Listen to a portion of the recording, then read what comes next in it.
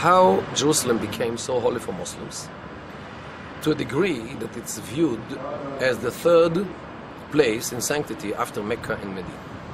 The question is even more obvious when everybody knows that Jerusalem is not mentioned in the Quran even once in neither of its namings, meaning Al-Quds or Beit al-Maqdis or Ilia, which is short for Ilia Capitolina, and Urushalim, the Christian name.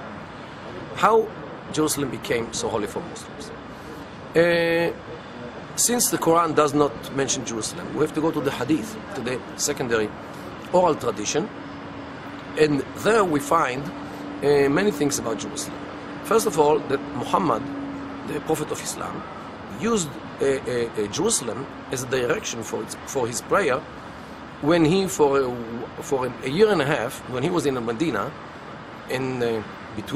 after 622, after he emigrated to Medina, he tried to drag 3 groups of Jews who were living near Medina by directing his prayer towards Jerusalem, just like them. They didn't buy this. He got angry with them. He slaughtered them, and they took their women and wives and girls. Even one of his wives was Jewish from that tribe.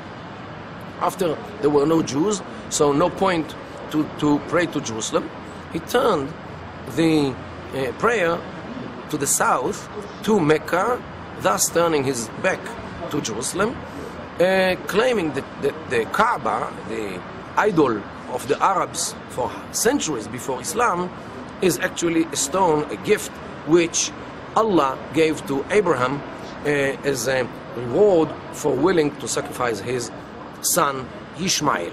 And everybody understands where this story came from. This Jerusalem finished its role in Islam. During the days of Muhammad, there were near, not far from Mecca, a village named Jirana. And near this village there were 2 mosques. One was closer and was named Al-Masjid Al-Adna, and the other one was a bit far from the village, and it was called Al-Masjid Al-Aqsa, means the further mosque. And everybody knew that. And Prophet Muhammad even prayed in these mosques, Al-Masjid Al-Adna and Al-Masjid Al-Aqsa. In the Quran it mentions that Allah took his servant at night from the holy mosque, which is in Mecca, to the further mosque, which is near this village Al-Ji'rana, and there Allah showed him his wonders. This is chapter 17, verse 1. After Muhammad passed away, the caliphs gradually moved the capital, the Islamic capital, to Damascus, thus leaving Mecca as a remote place, only a place for pilgrimage.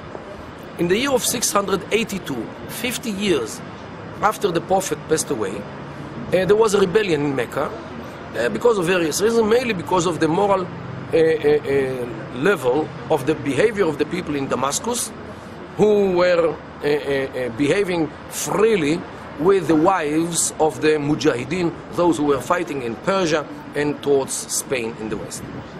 And since they went to Mecca every year in order to cleanse their sins, somebody from Mecca named Abdullah ibn Zubayr declared rebellion against the caliph and against those who lived in Damascus, and he prevented them from coming to Mecca to clean their sins in Mecca.